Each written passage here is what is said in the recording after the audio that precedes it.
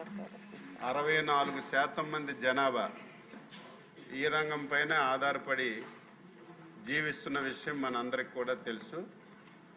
ఈ దేశంలో ఎవరు మాట్లాడినా సరే ఆంధ్రప్రదేశ్ అంటే అన్నపూర్ణ, అన్నపూర్ణ అంటే ఆంధ్రప్రదేశ్గా పిలువబడుతుంది. అందుకే ప్రభుత్వాలు కూడా ఈ రంగం పైన ప్రత్యేకమైనటువంటి దృష్టి పెట్టి ఈ రంగంలో అన్ని విధాల ఆదుకోవాల్సినటువంటి అవసరం ఉందని చెప్పి మీ ద్వారా సభకి, రాష్ట్రంలో ఉన్నటువంటి రైతాంగాలకు తెలియజేస్తున్నాను. ఈ ప్రభుత్వం వచ్చి 14 మాసాలైంది అధ్యక్ష. ఇప్పటికే కేంద్ర ప్రభుత్వం వికసిత్ భారత్ 2047 అని ఒక టార్గెట్ పెట్టుకొని 15% వృద్ధి రేటు సాధించాలని చెప్పి ప్రధానమంత్రి గారు ఒక నిర్ణయం కూడా తీసుకున్నారు అధ్యక్ష. అందులో భాగంగా ఆంధ్రప్రదేశ్ రాష్ట్రంలో వ్యవసాయ రంగం మీద ఆ వృద్ధి రేటు సాధించాలని చెప్పి ఒక టార్గెట్ పెట్టుకున్నాం.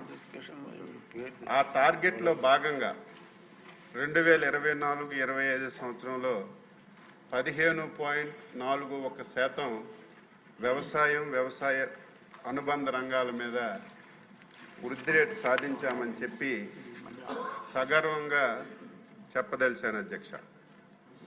ఈరోజు వ్యవసాయంలో 22.98% సాధించాం. ఉద్యానవనంలో 21.29% సాధించాం. పశుసంవర్ధక శాఖలో 8.67% సాధించాం. మత్స్యశాఖలో 16.3% వృద్ధి రేటు సాధించామని చెప్పి ఈ సభ ద్వారా రాష్ట్ర ప్రజలకు తెలియజేస్తున్నాను అధ్యక్ష. 2024-25 సంవత్సరంలో మన రాష్ట్రంలో సాగు విస్తీర్ణం 54.34 లక్షల హెక్టార్లుంటే అందులో 46.82 లక్షల హెక్టార్లలో పంట ఇప్పటికే వేయడం జరిగింది అధ్యక్ష. అంటే 87% భూమిలో ఇప్పటికే పంట మనం సాగు చేస్తున్నాం.